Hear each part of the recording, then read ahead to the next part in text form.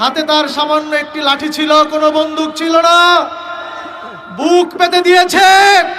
এই বুকের উপরে যে গুলি চালিয়েছে সে নর পশু ছাড়া কিছু হতে পারে না।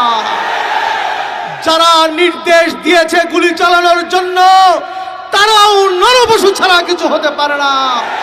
যেই সরকারের উস্কানিতে হয়েছে সেই সরকারও মানুষের সভ্য জাতির সরকার হতে পারে না। এরকম অসভ্য সরকার, অসভ্য সরকার বাংলাদেশের মধ্যে একটি স্বাধীন দেশে থাকতে পারে না, থাকতে পারে না, থাকতে পারে না। বিশ্ব দরবার, বিশ্ব মিডিয়ায় যখন বিশ্ববাসী যখন এই দৃশ্য দেখেছে আমরা লজ্জিত হয়েছি। স্বাধীন একটি বাংলাদেশে, স্বাধীন সার্বভৌম দেশে পুলিশ কিভাবে মারে, বাংলাদেশের সরকারি দলের ছাত্ররা কিভাবে আমাদের শিক্ষার্থীদের উপরে, ছাত্রীরা নিরীহ, ছাত্ররা ঢাকা বিশ্ববিদ্যালয়ে নিরীহ, তাদের উপরে যেভাবে চড়াও হয়েছে এটা কোনো সভ্য দেশে হতে পারে না। গতকালকে আমাদের প্রধানমন্ত্রী বক্তব্য দিয়েছেন, কাঁদো কাঁদো ভাব দেখিয়েছেন। আমরা আপনার নাটক ইতিপূর্বে বহু দেখেছি, আপনি বহু নাটক দেখিয়েছেন, হাতে তসবিহ নিয়ে বহু ক্রন্দন আপনার দেখেছি।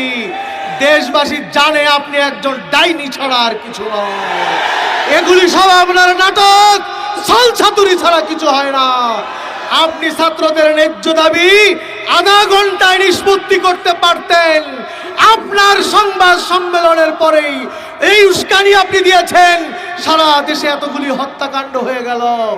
আমরা বলতে চাই এর দায় প্রশাসনকে নিতে হবে, দায় ছাত্রলীগকে নিতে হবে, দায় আওয়ামী লীগকে নিতে হবে, দায়ের দায় সরকারকে নিতে হবে, হাসিনা সরকারকে, শেখ হাসিনাকে নিতে হবে।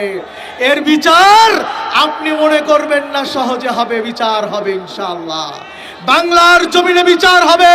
পীর সাহেব চরমোনাই মাঠে নেমেছেন, বিচার আমরা করেই ছাড়বো ইনশাআল্লাহ।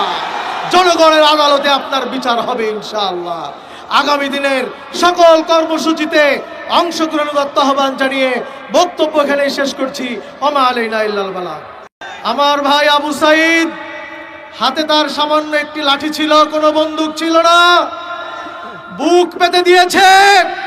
এই বুকের উপরে যে গুলি চালিয়েছে সে নর পশু ছাড়া কিছু হতে পারে না। যারা